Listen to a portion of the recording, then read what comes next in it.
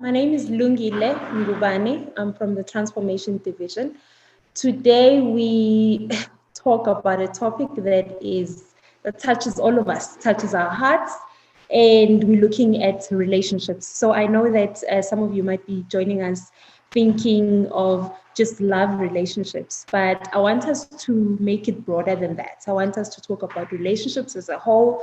And in doing that, we need to just first acknowledge our current situation where, COVID-19 is concerned and how it has touched our lives, identify some of the challenges and find possible solutions. So, yeah, there's been a lot of challenges that have been exposed through social media. You will know a lot of inequality, a lot of hardships in terms of GBV, a lot of attack on different bodies or that we see online. So how do these come to, when we come into our household and our workspace and the university as a whole? How does it touch on our relationships? So we look at this new normal. Everyone is talking about a new normal, but what is normal? What is so new about it? So what do we need to embrace for us to be able to survive the times that we saved with? And more importantly, I think we just need to keep our sanity, because if we all go crazy, nothing is going to work. So I touched on our situation. My slide that I'm sharing with you might be a little bit wordy, but I want us to just talk through some of the things. These are just interlinked points, so never mind the words. But at the moment, I'm bringing this presentation to you from home. Just 5 minutes before this, I was breaking a fight because my two daughters are fighting. The 5-year-old is saying, "Get out of my room." And the 13-year-old is saying, "This is not your house." That was the fights that I'm breaking. It's a Friday. I'm at work, for goodness sake. Okay? So even though these children come from me, but there are times when I really, really, really get annoyed and I find myself screaming. So we all stuck at home. We're working from home, but we're not stuck. Others are even attending class from home. And there's just like different personalities there. So we've got introverts, you know, imagine a household where you've got your husband, your mom, maybe it's children or an aunt even. And so others are introverts. You really want your own space. You just want to be quiet. But others, there are people who wake up in the morning and they just the radio is on the highest volume, and it can be the most frustrating thing. And particularly for the students who have to continue studying from home. What do you do when you find yourself in an environment like that? I think also just COVID has highlighted our painful history. We all just would have liked to kind of not forget, but we know that we've got challenges with racial segregation. But now the lockdown really has said those who live in Soweto, go back to Soweto. Those who live in Indonesia, stay there.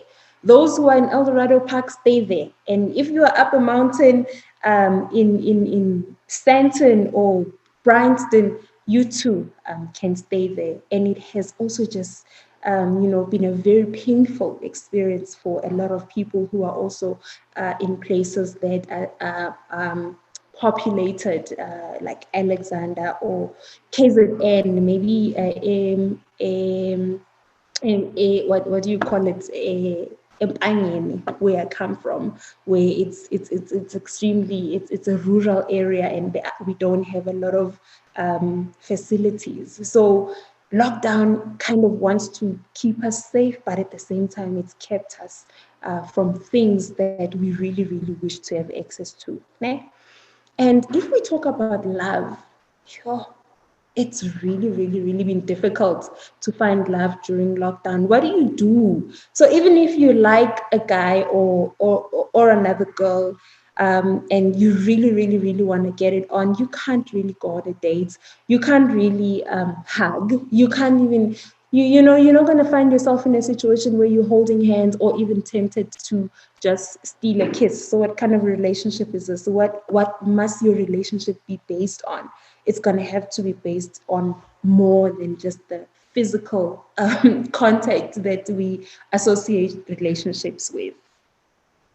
Then there's the online dating option. But now the online dating option also needs a lot of innovation because, first of all, sometimes you don't even know if the person you're talking to is who they say they are. Number one, the space is already so risky and sometimes toxic. I mean, we were talking with a colleague of mine of how in that space you can find somebody who's got the audacity to tell you that you're too fat, you're too skinny. Actually, I don't like short people. By the time you leave that space, you already have your ego just knocked and your self-esteem knocked, so you don't need that. The other thing about online dating is just that whole exposure. Are you gonna actually make an effort to have a stranger come to your place, or are you gonna go to their place? We've had people who find themselves hijacked or experience extreme violence because they trusted somebody from that space. So there goes a business idea: innovate online dating and make it safer, because obviously relationships are now taking a different turn. And then leading yourself has also proven to be so difficult. I mean, here's a day. You need to come up with your own schedule, submit at work, submit an assignment, get to exercise, sleep, eat, cook. Your day has to have some sort of sequence. And those who don't know how to plan their day are kind of finding it really difficult. So COVID-19 has also shaken. It has torn our culture apart. What is culture? Well, we can say culture is a system of shared assumptions, values, and beliefs. Yeah? And then these govern how people behave. So these shared values have a strong influence on people and dictate how they dress, act, perform, and do their daily activities. For example, with the relationship thing, we've got our own beliefs or assumptions around how relationships should go. And so now that culture is completely distracted. COVID challenges the fiber of humanities in ways in which we show love, desire, and care for others. So, in the instance of relationships, all of a sudden, just hugging, kissing, giving affection has become some sort of a risky behavior. We need to find out, obviously, how will we communicate this to students who take the consequences of their actions for granted. So, you remember when schools first opened, how we saw clips of students just running to each other, giving each other hugs, sharing a sandwich. Look, they know the dangers are there, but to actually behave, change the behaviors is not easy because of this culture. These behaviors are kind of embedded and determine how we behave. So there's that challenge. How will we be there for one another? For example, when a staff member or a student loses a loved one and we can't attend the funeral, you'll know that the university culture thrives on around support for one another. And some of the networks that we developed within the university structure go all the way until we become fully fledged adults for those who are still in the system and are still, let's say, you meet someone you're 19, but you're actually going to be there for each other well into your 50s. It's a lifelong relationship. So attending funerals is kind of a very big deal, especially among just the culture in South Africa. And COVID-19 has kind of said, you know what, that's not going to happen anymore. In fact, there's a possibility of mass funerals as well. And if you think of mass funerals and culture, it's such a big deal because all of a sudden there isn't that thing of saying, I'm going to go fetch the soul or the spirit of a person that we love who's passed on. And we're going to explain to them what happened and channel a way for them into the next life. It means that COVID-19 has made a mockery of that and says, actually, we'll just have a mass funeral for everybody. And that's a big deal in terms of our mental wellness and how we view some of these actions. So, how will we make popular new ways of worship? I mean, I was just looking at a lot of churches, and we've also got religious societies within campus. So how are these going to survive without encouraging people to actually come and be in gatherings? We need to kind of, I think that the positive challenge or the positive thing that came with COVID-19 was that it said, sit down. It kind of demanded that you go within. If you are a Christian believer in the Bible, it says, be still and know that I am God. So COVID-19 wants you to be still. You can't be still unless you are alone. You go within and you look at yourself. You make decisions about your own lives.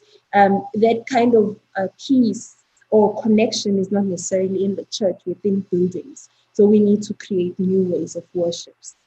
And how will we show compassion to those who are sick without actually physical contact? So we've seen Zoom videos of people who are sick alone in hospital wards. Recently, we've seen a young man who's actually passed away, and he was tweeting, saying, we haven't eaten in days. I'm sitting in this ward with dead bodies. Can someone just help me? So we see a lot of pain on social media. What are we going to do to give back and make sure that we make the pain less for those who are sick during this time? Our relationships with each other also need us to kind of look at patriarchy and what patriarchy has explained or determined as gender roles. So, is a job what makes a man the head of the family? That's a very big question, because now the father in the family could lose their job. And when they do they then automatically lose the status of being the head of the family, or do they lose the respect that they used to have? And we need to challenge our beliefs around gender roles. Many households are in deep trouble because fathers are unemployed and mothers are just overwhelmed with having to do everything. Fathers, funerals and other practices. I think I've already touched a little bit on funerals. I won't go too much into it now.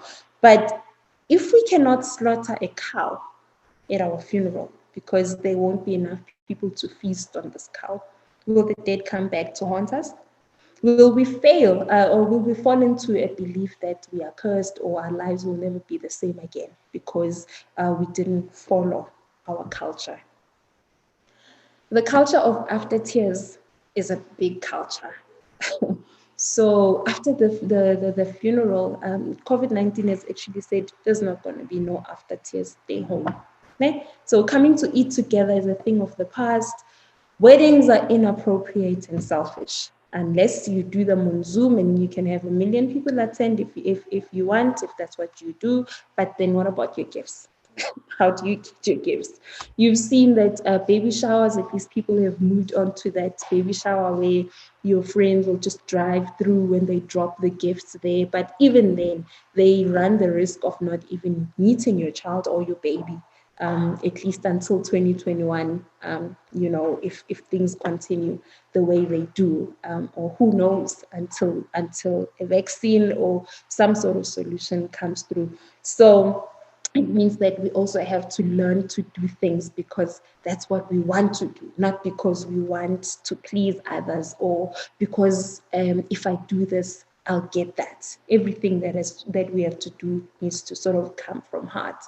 And we also need to get to a point where we really realize that culture is not static. When we say that culture changes all the time, this is going to go down history as one of the things that challenged or that changed culture.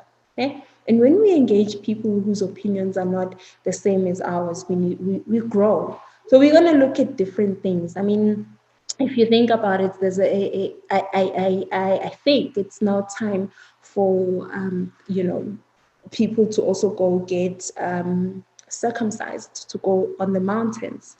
I could be wrong on the timing, but I remember that sometimes in the winter, then there would be a lot of deaths around that. So if those gatherings are not going to be happening right now, what does it mean about the state of men that we produce? What does our culture say? What are we willing to let go of? What are we willing to change in order for us to come out as winners? Okay?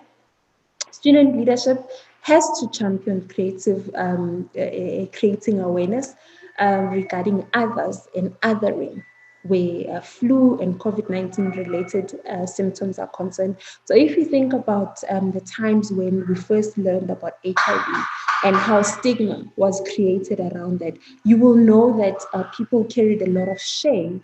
And that shame was exactly what made people feel like, you know what, I want to hide my HIV status. I'd rather not have people know. And we know the sort of troubles that came with that, because nobody really wanted to take responsibility for their own action, yet they really wanted to blame the next person. So we really need to make sure that we don't create stigma around COVID-19. Student leadership will have to call out those who perpetuate stigma, discrimination, and harassment, which later leads to isolation and shame. And we also need to look at social media and infringement of personal space. Right?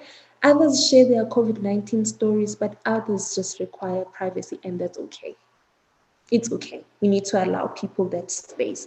And when the next person does tell you that they've got COVID-19, we must remember and not to be the ones who are sending those messages that says, oh, get well, oh, you can beat this, too much. Because I remember just reading in the news last week of a teacher who even tried to commit suicide because the moment people knew she had COVID-19, they treated her like she was going to die tomorrow.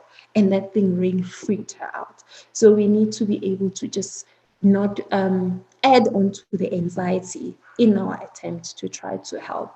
Okay? And just respect of personal space will take us far. We can't do this without our values. Imagination is a value that we pride ourselves with at UJ. And if you remember, our VC has been talking about 4IR for the longest of time. Actually, I can't even remember how far back he's been talking about 4IR. And for a long time, he was actually ahead of a lot of the people that he was preaching to. Né? So that means he applied his imagination to where we are going. Now, faced up with COVID, it's like, whoa, we actually don't have a choice, because there was a time where we felt like, other people felt like, oh, 4IR can wait because we're still dealing with that. But COVID is actually saying we don't have a choice right now, but someone or some people, there's a whole team around UJ that worked very hard around imagining a university that valued 4IR, that went developing solutions for the future, for UJ and for society. Okay? And also readings with the VC. I know the library will be hosting a reading with the Library of the Book, Things Fall Apart by Chinua Achebe. This is such a critical conversation, because now it takes us to characters like Okonko and how, going, what do you say, kind of letting go of how he was raised, his values, and knowing where he comes from really, really, really hurt him.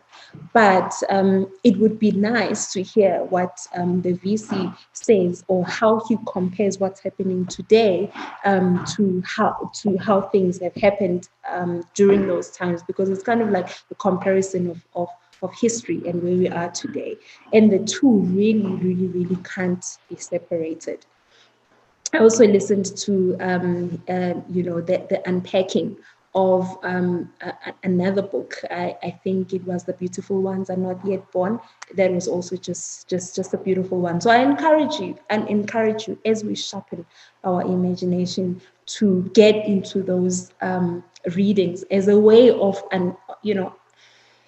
chilling, but at the same time still sharpening our minds. So COVID-19 has shown us that learning is a lifelong commitment. There's no pause, there's no full stop, and there's so much that we don't know. And it has humbled even scientists, to come to a point where they say, look, there's a lot that we don't know about COVID-19. So continuous learning, you can't do without.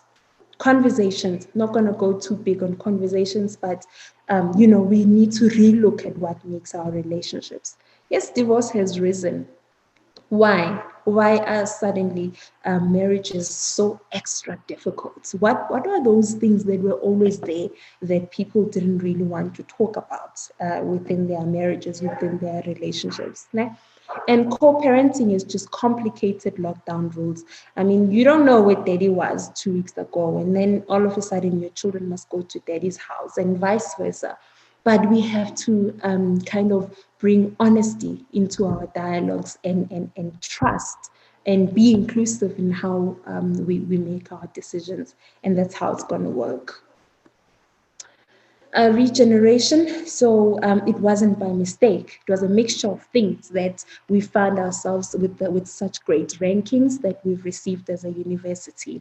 I think that regeneration, innovation has been in the center of that, and we need that, particularly this month when it is it's Mandela month. I want to challenge you. I'm interested in hearing how you're going to make a difference when you can't go paint the school walls. You can't change babies' nappies at homes. So what are you going to do? How are you still going to celebrate Mandela Month or show love to those who don't have an ethical foundation? Everything that we have to do has to come with an ethos of honesty, transparency, accountability, and some sort of fairness. And so we have to face the truth and acknowledge the gaps in our systems and processes. Even as a university, we've had to relook at some of our policies, some of the things that are within our system, and say, look, how are we going to resolve this? And we have to be accountable when we do find those gaps. And everything that we do must be embedded in our values. So I've shared a whole list of things that are not working, but what do we need? What's the way forward? It boils down to having an open mind and empathetic hearts for our world's urgent matters. Without this human element, we will never be able to make the kind of progress we need. I was just looking in the US, and I saw that some of the restaurants have actually shared their recipes with the community and their clients. Why? Well, they've said, just imagine, like imagine, let me say Krispy Kreme, because I'm always like just looking to, forward to taking that bite. But because maybe they closed, what if they just shared their recipe and I could be able to give my children the experience of Krispy Kreme in my house, the experience of just having that donut exactly as it is because they shared their recipe. I think when they do open, I most definitely would go back to that restaurant. So you have to, companies have been forced to look at their values. So restaurants are not just, they don't sell food, they sell an experience. And that is why people get loyal to restaurants. So we need to also just, go back to those fundamentals of what exactly are we selling and how can I give to others? And because when you give to others, they then, it kind of comes back to you. So even the companies that have opened themselves to giving to others, the universities that are open to giving to others, the families that are giving to others, it kind of will come back to them. Let's go within. The relationship we have with ourselves is one of the most difficult and the most complicated. The big reason is that I see myself as an adult, a fully fledged woman, but the reality is that I come with my trauma that happened from when I was 5 years old. Some of it I can't even remember it, but it's embedded. And I subconsciously bring some of these challenges into the life that I live today. So we have to find ways to love ourselves, even when we are disappointed, angry, and sad. Yeah? And UJ there's a lot happening online. If you go to UJ Sports, I know that they host online workout sessions, so you don't have to worry about not having to go to gym. You can join that session in the mornings. I've already spoken about the readings with the VC. You can take a walk. When you take a walk, you decide what route to do today. You don't have to do the route that you did yesterday. Your thoughts are just clearer in terms of what am I going to do, where am I going. And journaling. Hey, how fun is it to journal? Because when you journal, you get an opportunity to actually go back and read on your thoughts and your emotions and identify when you do need help. The other thing, in the event where we never finish to study, that's the thing. It's easy to say, well, I'm finished now. There's an opportunity for you to register to further your studies or start a business in terms of chaos. You know what they say, that in times of chaos, that's when the most successful businesses come about, because then people come with solutions. And in an event where you do experience some of the difficulties that we highlighted in the presentation, such as GBV or harassment or discrimination, these are the details or where you can go to refer the matter. Obviously, walk-ins are not going to work because we're working remotely from home, but you can use your WhatsApp and your email to contact the gender unit using gender@uj.ac.za. Our personal emails, my email is lungile@uj.ac.za, and our colleague who works in the gender unit is Fatuani. So his email address is fatuani l@uj.ac.za. Protection Services is always available, and I've displayed those details for you. And obviously, referrals as well. We welcome them. And I hope that this conversation has given you something to think about. And we'll stop here for today. Thank you very much for your time.